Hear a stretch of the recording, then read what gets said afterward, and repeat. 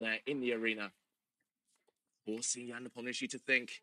E6, nice. Okay, that's nice. If E4, we get a French, which is cagey. And there we are. Okay. Knight C3. F6. Here we go.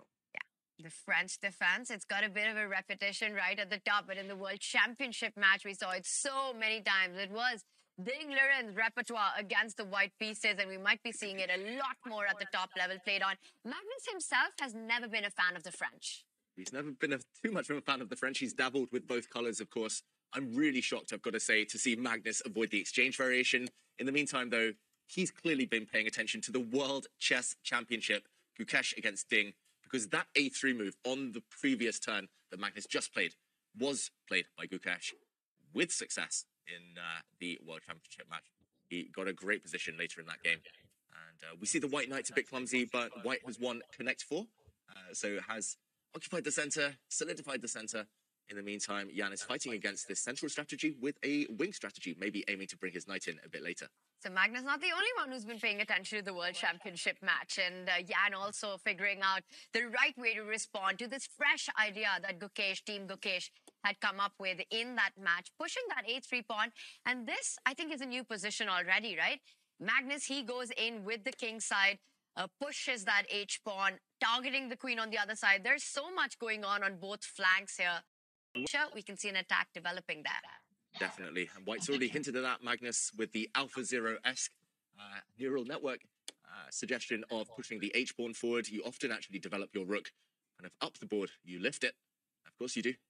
And yeah, it's just hard to develop the king, kind of get it to safety, hard to castle, hard to get the bishop out either.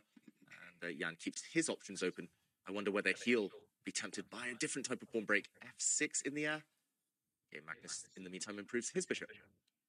Yeah, and this whole idea of the knight retreating back to E2, that was a B1 knight. Let's remind everyone, that's not the kingside knight that's landed up there. It all revolves around solidifying the D4 square, the soul of White's pawn center, and then eventually transferring that knight to the kingside. Again, this was an idea that we saw by Team Gukesh many times against the French in the World Championship.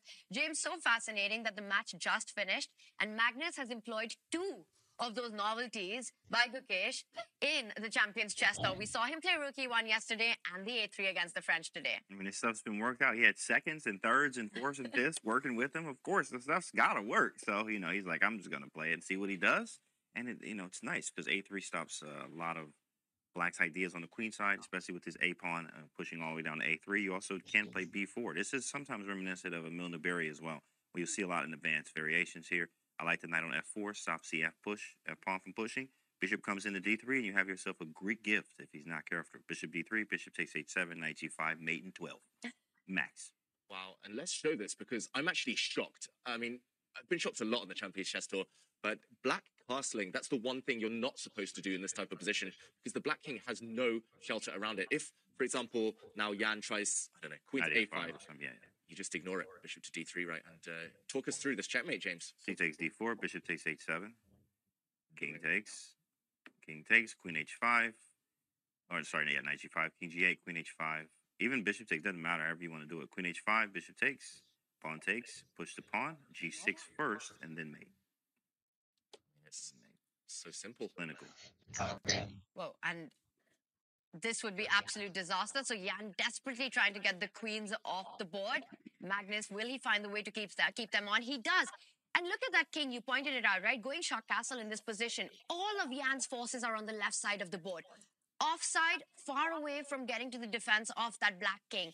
The knights, the bishops, the queen, and the rook. Meanwhile, all of Magnus's army has directed itself to that right side.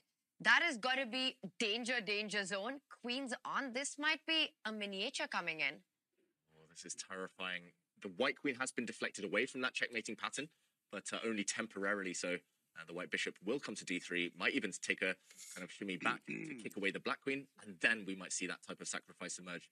And yeah, I mean, I was commentating on one of those games in the World Championship match. This is literally the one thing that Ding was trying to avoid at all costs. And now Jan's walked into it. Same. We were doing the commentary as well, and when we saw this position, we kept talking about how you just don't go short castle in this. because the king is in such big danger zone. And Ding did that to perfection. He castled much, much later on in the game, kept it in the center because it happens to be a lot safer there. You know, not deciding where exactly to. You don't show your hands, which side you castle. But this is Jan Nepomniachtchi asking for big trouble. And what surprises me is also that Jan was definitely following the match. There's no way that he didn't see that game.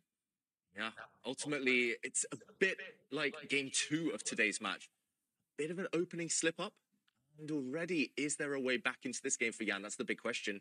Remember, game 2, he played the Italian. 5 moves later, he was pretty much lost, facing a scary attack. And again, lightning has struck twice here. He's down 2.5 minutes on the clock, or 3 minutes even on the clock at this point. And he just needs to survive. I don't know how he's going to do that. Big challenge ahead of Jan Nepomniachtchi to stay in this match.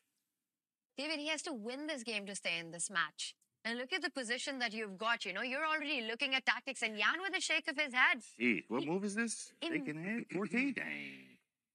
He immediately realizes the danger that he has walked into. Just that hasty decision of making that hand move of castling. Pawn takes pawn, expecting Magnus to recapture with his own pawn, keeping the center solid. The next few moves are so easy for Magnus, right? Get the bishop out to d3, put that bishop back, kick the queen out, jump with the knight to g5. Look at that bar rising.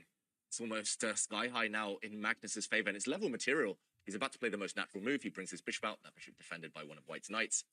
Pointing at the black king, everything's pointing. The white rook on h1 in the corner there on the right side might just lift up as well. The black queen is a target, and black's play, meanwhile, again, just wrong side of the board. The white structure cuts the board in half, and wow, Jan is even touching pawns in front of his own king.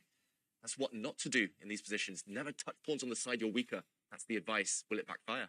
And look at Magnus. He's ready with the battery. The queen and the bishop is lined up against that hook that Jan had just created on h6. Now there are all kinds of sacrifices on that square, and you can hear Jan. He can't believe it. He's breathing so heavy in this position right now.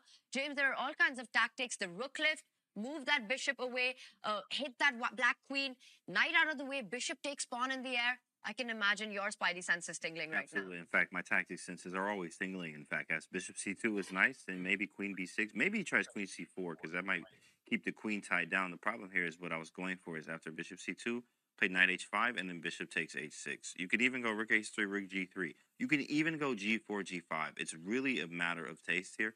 I think bishop c2 is nice, so with this knight h5 idea, and literally all of my pieces are pointing. Bishop c2, yeah, rook h3. So, I mean, it's just a matter of what do I want to pick. Rook h3, and I think this is probably maybe one of the best because you do develop, you get more pieces into the attack. The more pieces I have, the better. Knight c4, maybe rook g3 anyway. Just don't care about bring everything. Rook g3, knight h5 just looks like game over right now. You take that bishop on e3, white will recapture with the queen. He first kicks the black queen out. Rook g3 has got to be the follow-up here. And imagine that rook and knight combining against threats on the g7 pawn. I don't see Jan surviving this one. This is going to be an early knockout. This is going to be an early end to the final. We've seen the shaking of the head. This is so one-sided, and this is what happens in must-win situations. It changes the mindset. You take bigger risks than you normally would, and Jan just made one mistake in this game. He castled too early. It's a blocked pawn structure. The white knight is coming now. Big threat on the board. Bishop takes pawn, followed by the white queen incursion here. It's funny that you said that, David. So he was like, I mean, he just made one mistake. He just, you know, he castled his king, which is a thing you're supposed to do. Right? Safety of the king, and it loses almost immediately. And the crowd, you know, applauding. I think they're pre-moving bishop takes pawn right now on the board. Or the rook move that you're talking about, because I think Jan has to trade that bishop off. Bishop takes pawn will be game over. This is looking so busted for that black king. Notice how all of Jan's pieces are so far away from getting to the defense. That e5 pawn stopping any piece to arrive on f6. Jan looking away. He's disgusted with the position on the board. How do you even defend this for the next few moves? Yikes. You don't. I think it's that simple. We see the shaking of the head. He's down under 4 minutes now, Jan Nepomniachtchi. He might just try to go down in flames here. There's simply nothing to do. You don't want to get checkmated, of course. You don't want to be remembered for a checkmate in the final of a big event like this, but it's inevitable. It's too late. He castled into the firing line. No way back. He literally castled into getting checkmated. You castled to get your king to safety, but this was the most unsafe position for the king. Jan knows it, Magnus knows it. These are the last few moments of the Champions Chess Tour finals. Yeah, Magnus, he has so many ways to cash in, to break through towards that black king, which is devoid of defenders. Ringing out again. They're like, yo, resign, bro. Like, this is hilarious. It's great to have the live audience, too. It's amazing. But, yeah, I mean, it's just clearly over here. Nothing. And black has no pieces really developed on the back rank. I mean, you have the bishop. Okay, you have you have knight and bishop on e7 are developed, but it's really it. It's nothing else. How do you stop this attack? You just don't. Bishop takes a6 is coming. You can try knight takes e3. That's fine. I go queen takes and maybe a queen b3, trying to trade the queens off. Do you think he's going to resign? I think he might be tempted. He's fighting every urge in his body to resign Jan Nepomniachtchi. If this weren't the final game, I think we might have already seen a handshake and Jan moving on. It's 2.5 minutes. He does make a move, takes that bishop, will be recaptured by the queen. The rook is lining up next. Jan trying to break free with that move f5. You could bring the rook into the attack. Rook g3, f4 is guarded, g7 under fire, 8-6 under fire, Jan's king under fire. That's a resi on the spot. Rook f7, queen h6. The resi, sir. Yikes. Brilliant. Very quick game. It's coming. The white queen now captures a pawn. There's a pin here who defends with all his might, all of his remaining strength in the finals here. Jan Nepomniachtchi, he's got the big square covered. Knight g5, we sack the queen. Knight takes c6. No, not yet. It's coming in next. He simply sidesteps. There's no attack on the queen. Knight g5.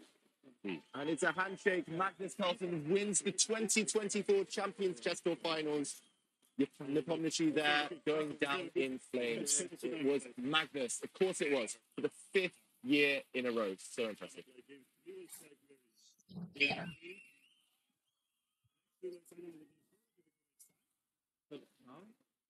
This is fine. Bring king c7. I mean, you have to, because king g7, and then play a4, takes. And here you have... No, you cannot. If you can, I'm not sure. F5? But I can do e5 before it.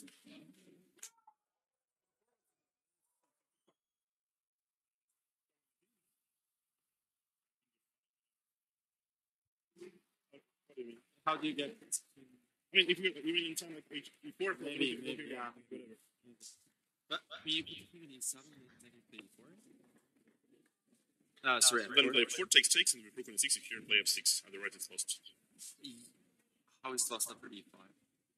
No, maybe somehow it says. I mean, okay, maybe it's it's lost. some g5. It says it's lost, yeah. I'm not sure. Okay. Congrats again.